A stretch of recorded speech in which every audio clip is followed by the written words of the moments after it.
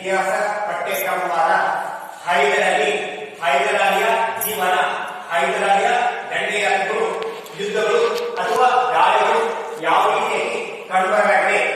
ಹೈದರಾಲಿ ಮೊದಲನೇ ಪೀಳಿಗೆ.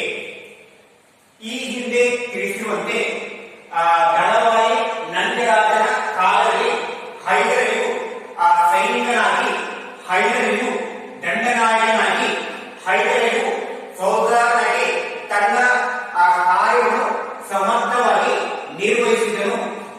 ಆ ಕಾರಣಕ್ಕಾಗಿ ದಳವಾಯಿ ನಂದರಾಜನ ನಿವೃತ್ತಿಯ ನಂತರ ಹೈದರಾಲಿಯು ಮೈಸೂರು ಸಾಮ್ರಾಜ್ಯದ ದಳವಾಯಿಯಾದನು. ಹೈದರಾಲಿಯು ದಳವಾಯಿಯಾಗಿದ್ದಾಗ ತನ್ನ ಕಾರ್ಯವನ್ನು ಸಮರ್ಥವಾಗಿ ನಿರ್ವಹಿಸಿದನು.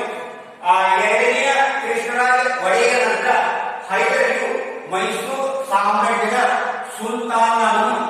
ಹೈದರಾಲಿಯ ಸೈನಿಕ ಸಾಧನೆಗಳಿಗೆ ಚಿತ್ರದುರ್ಗದ ಮೇಲೆ ದಾಳಿಗಳು ಬ್ರಿಟಿಷರಿಗೆ ಮೊದಲನೇ ಮತ್ತು ಎರಡನೇ ಆಂಗ್ಲೋ ಯುದ್ಧಗಳು ಪ್ರಮುಖವಾಗಿವೆ.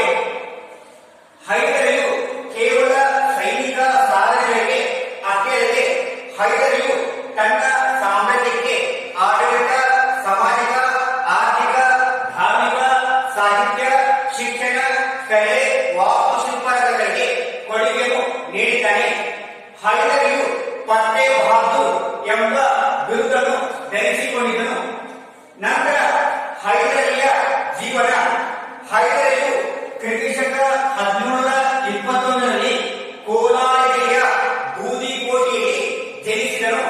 ಹೈದರಾಲಿಯ ತಂದೆ ಹೆಸರು ಪತ್ತೆ ಮೊಹಮ್ಮದ್ ಮತ್ತು ತಾಯಿ ಹೆಸರು ಶಹಾ ಬೇಗಂ. ಹೈದರಾಲಿಯು ಬಡತನ ಕುಟುಂಬದಲ್ಲಿ ಬೆಳೆದನು. ಆ ಕಾರಣಕ್ಕಾಗಿ ಅನೇಕ ಕಷ್ಟಗಳನ್ನು ಹೈದರಾಲಿಯು ಅನುಭವಿಸಿದನು.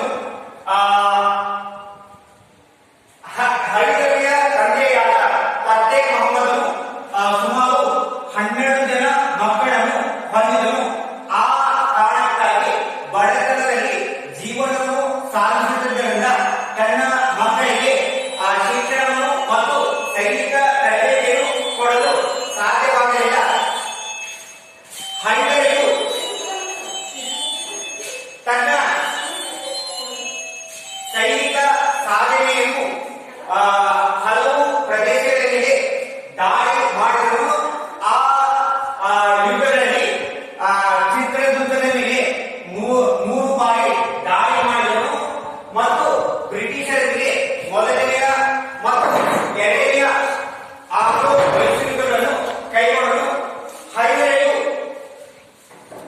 ಕೇವಲ ಯುದ್ಧಗಳಿಗೆ ಅಷ್ಟೇ ಅಲ್ಲದೆ ಹೈದರಾಲಿಯು ದಕ್ಷ ಆಡಳಿತಗಾರನಾಗಿ, ಸಾಮಾಜಿಕ ಸುಧಾರಕನಾಗಿ, ಆರ್ಥಿಕ ಅಭಿವೃದ್ಧಿಗೊಳ್ಳುವನಾಗಿ, ಸಾಹಿತ್ಯದ ಪೋಷಕನಾಗಿ, ಶಿಕ್ಷಣದ ಅಭಿಮಾನಿಯಾಗಿ, ಕಲೆ, ವಾಸ್ತುಶಿಲ್ಪಗಳ ಕ್ಷೇತ್ರಗಳಿಗೆ ಕೊಡುಗೆಯನ್ನು ನೀಡಿದ್ದಾನೆ.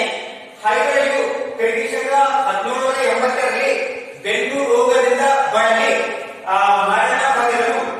ನಂತರ ಹೈದರಾಲಿಯ ದಂಡಯಾತ್ರೆಗಳು ಅಥವಾ ಯುದ್ಧಗಳು ಅಥವಾ ದಾಳಿಗಳು ಅದರಲ್ಲಿ ಮೊದಲಿಗೆ ಕೆಳದಿ ಅಥವಾ ಇಕ್ಕೇರಿಯ ಮೇಲೆ ದಾಳಿ. ಹೈದರಾಲಿಯು ಕ್ರಿಸ್ತಶಕ 1763ರಲ್ಲಿ ಇಕ್ಕೇರಿ ಅಥವಾ ಕೆಳದಿಯ ಮೇಲೆ ದಾಳಿ ಮಾಡಿದನು. ಕೆಳದಿಯ ರಾಣಿಯಾದ ವೀರಮ್ಮಾಜಿಯನ್ನು ಯುದ್ಧದಲ್ಲಿ ಸೋಲಿಸಿ ಅಪಾರವಾದ ಸಂಪತ್ತನ್ನು ದೋಚಿಕೊಂಡು ಹೈದರ್ ನಗರ ಎಂಬ ನಗರವನ್ನು ನಿರ್ಮಿಸಿದನು. ಹೈದರಾಲಿಯು ತನ್ನ ಸೈನಿಕ ಸಾಧನೆಯನ್ನು ಮುಂದುವರಿಸಿ ಚಿತ್ರದುರ್ಗದ ಮೇಲೆ ದಾಳಿ ಮಾಡಲು ಚಿತ್ರದುರ್ಗದ ನಾಯಕನಾದ ಮದಕರಿನಾಯಕನು ಆಳ್ವಿಕೆಯನ್ನು ನಡೆಸುತ್ತಿದ್ದನು. ಹೈದರಾಲಿಯು ಮೊದಲನೇ ಬಾರಿ ಚಿತ್ರದುರ್ಗದ ಮೇಲೆ ದಾಳಿ ಮಾಡಿದಾಗ ಸೋಲನ್ನು ಅನುಭವಿಸಿದನು. ಹೈದರಾಲಿಯು ಎರಡನೆಯ ಬಾರಿಗೆ ಚಿತ್ರದುರ್ಗದ ಮೇಲೆ ದಾಳಿ ಮಾಡಿ ಸೋಲನ್ನು ಅನುಭವಿಸಿದನು. ಮೂರನೆಯ ದಾಳಿಯಲ್ಲಿ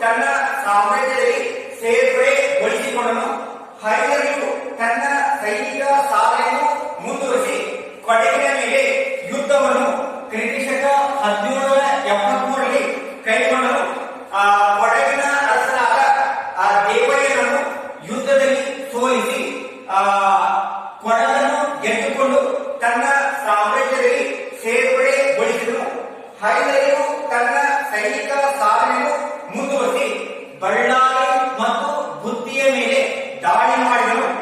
ಹೈದರಿಯು ಬಳ್ಳಾರಿಯ ಪಾಳೆಗಾರನು ಮತ್ತು ಬುತ್ತಿಯ ಮರಾಠರನ್ನು ಸೋಲಿಸಿ ಅವರ ಪ್ರದೇಶವನ್ನು ಗೆದ್ದುಕೊಂಡು ತನ್ನ ಸಾಮ್ರಾಜ್ಯದಲ್ಲಿ ಸೇರ್ಪಡೆಗೊಳಿಸಿಕೊಂಡನು. ಹೈದರಿಯು ತನ್ನ ಸೈನಿಕ ಸಾಧನೆಯನ್ನು ಮುಂದುವರಿಸಿ ಮರಾಠರ ಮೇಲೆ ಯುದ್ಧವನ್ನು ಕೈಗೊಂಡನು. ಕ್ರಿಸ್ತಶಕ 1763ರಲ್ಲಿ ಹೈದರಿಯು ಮರಾಠರ ವಿರುದ್ಧ ಗೆಲುವನ್ನು ಸಾಧಿಸಿ ಮರಾಠರಿಂದ ಚಿಕ್ಕಬಳ್ಳಾಪುರ, ಶಿರಾ, ದೊಡ್ಡಬಳ್ಳಾಪುರ, ಹೊಸಕೋಟೆ ಪ್ರದೇಶಗಳನ್ನು ಗೆದ್ದುಕೊಂಡು ತನ್ನ ಸಾಮ್ರಾಜ್ಯದಲ್ಲಿ ಸೇರ್ಪಡೆಗೊಳಿಸಿದನು. ಹೈದರಿಯು ತನ್ನ ಸೈನಿಕ ಸಾಧನೆಯನ್ನು ಮುಂದುವರಿಸಿ ಬ್ರಿಟಿಷರ ವಿರುದ್ಧ ಮೊದಲನೇ ಆಂಗ್ಲೋ ಮೈಸೂರು ಯುದ್ಧವನ್ನು ಕ್ರಿಸ್ತಶಕ 1767ರಿಂದ 1769ರ ಅವಧಿಯಲ್ಲಿ ಕೈಗೊಂಡನು. ಹೈದರಿಯು ಬ್ರಿಟಿಷರನ್ನು ಭಾರತದ ಓಡಿಸುವ ಉದ್ದೇಶದಿಂದ ಮರಾಠರಿಗೆ ಮತ್ತು ಹೈದರಾಬಾದ್ ನಿಜಾಮನಿಗೆ ಅಪಾರವಾದ ಹಣವನ್ನು ನೀಡಿ ಅವರನ್ನು ತನ್ನ ಕಡೆಗೆ ಸೆಳೆದುಕೊಂಡನು. ಬ್ರಿಟಿಷರಿಗೂ ಮತ್ತು ಹೈದರಿಗೂ ಭೀಕರವಾದ ಕದನ ಜರುಗಿತು. ಈ ಭೀಕರವಾದ ಕದನದಲ್ಲಿ ಬ್ರಿಟಿಷರ ವಿರುದ್ಧ ಹೈದರಿಯು ಗೆಲುವನ್ನು ಸಾಧಿಸಿದನು. ಕ್ರಿಸ್ತಶಕ 1769ರಲ್ಲಿ ಮದ್ರಾಸ್ ಒಪ್ಪಂದದ ಪ್ರಕಾರವಾಗಿ ಮೊದಲನೆಯ ಆಂಗ್ಲೋ ಮೈಸೂರು ಯುದ್ಧವು ಮುಕ್ತಾಯವಾಯಿತು. ಕ್ರಿಸ್ತಶಕ 1769ರ ಮದ್ರಾಸ್ ಒಪ್ಪಂದದ ಕರಾರುಗಳೇ ಉಭಯ ಪಕ್ಷಗಳು ಗೆದ್ದುಕೊಂಡ ಪ್ರದೇಶಗಳನ್ನು ಬಿಟ್ಟುಕೊಡಬೇಕು. ಉಭಯ ಪಕ್ಷಗಳು ಸೆರೆ ಹಿಡಿಯಲಾದ ಪ್ರದೇಶಗಳನ್ನು ಬಿಟ್ಟುಕೊಡಬೇಕು. ನಂತರ ಬ್ರಿಟಿಷರು ಹೈದರಿಗೆ ಕಪ್ಪ ಕಾಣಿಕೆಯನ್ನು ಸಲ್ಲಿಸಬೇಕು. ಈ ರೀತಿಯಾಗಿ ಮದ್ರಾಸ್ ಒಪ್ಪಂದದ ಪ್ರಕಾರವಾಗಿ ಮೊದಲನೇ ಆಂಗ್ಲೋ ಮೈಸೂರು ಮುಕ್ತಾಯವಾಯಿತು. ಹೈದರಿಯ ಕೊನೆಯ ಪ್ರಮುಖ ಯುದ್ಧವೆಂದರೆ ಎರಡನೆಯ ಆಂಗ್ಲೋ ಮೈಸೂರು ಯುದ್ಧ. ಹೈದರಿಯು ಕ್ರಿಸ್ತಶಕ 1780ರಿಂದ 1784ರ ಅವಧಿಯಲ್ಲಿ ಎರಡನೆಯ ಆಂಗ್ಲೋ ಮೈಸೂರು ಯುದ್ಧವನ್ನು ಕೈಗೊಂಡು ಹೈದರಿಯು ಎರಡನೇ ಆಂಗ್ಲೋ ಮೈಸೂರು ಯುದ್ಧದಲ್ಲಿ ಕೆಲವೊಂದು ಪ್ರದೇಶಗಳಲ್ಲಿ ಬ್ರಿಟಿಷರ ವಿರುದ್ಧ ಗೆಲುವನ್ನು ಸಾಧಿಸಿದನು.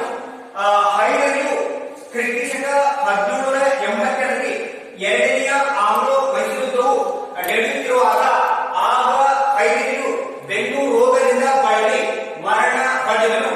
ನಂತರ ಹೈದರಿಯ ಮಗನಾದ ಟಿಪ್ಪು ಸುಲ್ತಾನು ಎರಡನೆಯ ಆಂಗ್ಲೋ ಮೈಸೂರು ಯುದ್ಧವನ್ನು ಮುಂದುವರಿಸಿ ನಂತರ ಟಿಪ್ಪು ಸುಲ್ತಾನು ಗೆಲುವು ಅಸಾಧ್ಯವೆಂದು ತಿಳಿದುಕೊಂಡು ಬ್ರಿಟಿಷರೊಂದಿಗೆ ಕ್ರಿಸ್ತಶಕ 1784ರಲ್ಲಿ ಮಂಗಳೂರು ಒಪ್ಪಂದವನ್ನು ಮಾಡಿಕೊಂಡನು.